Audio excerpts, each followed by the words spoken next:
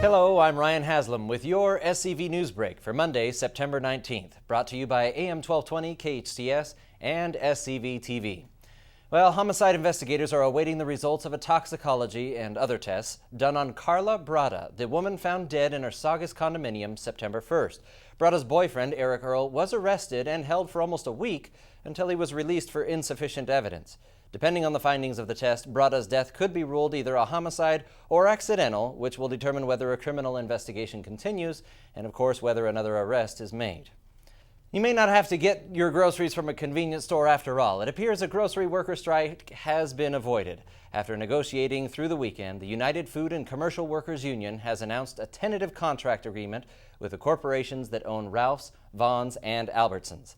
Healthcare contributions were the major sticking point here. Ralph's spokeswoman Kendra Doyle described emotions on both sides. Absolutely just relief. I think everyone is very glad that we're not going out on strike and that we can go back to taking care of customers again. And it's been a stressful period for a lot of different people, and I think there's a lot of relief. The agreement is not final yet. Union members still have to ratify the 3-year contract in a vote, which is expected to happen this Friday or Saturday. Castaic residents could be a little cooler and a little wetter in a couple summers from now. On Tuesday, the Los Angeles County Board of Supervisors is looking to approve a $9.6 million contract to build a major new swimming complex in Castaic. The first phase of the project will be built on 3.5 acres adjacent to the existing Castaic Regional Sports Complex.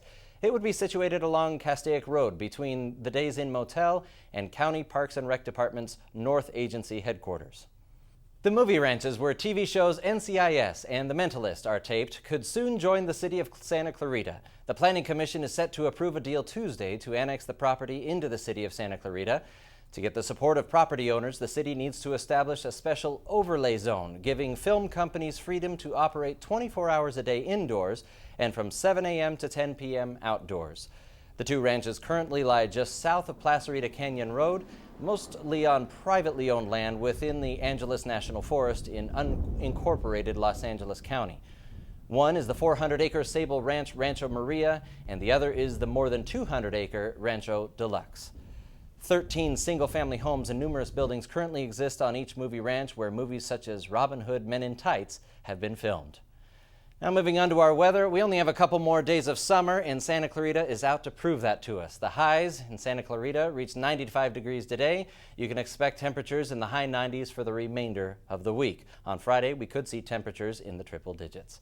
And now, Dave Caldwell here with a look at sports. All right, Ryan, thank you very much. And we're going to talk football, as there was plenty of action over the weekend. So let's get caught up. In the game you saw right here on SCVTV, Valencia took on Chaminade. It was an impressive defense by the Vikings, as hits like this by Edmund Darko helped give the Vikings a 7-0 halftime lead. But the Eagles exploded on the first play of the second half, a 58-yard run by quarterback Logan Scott.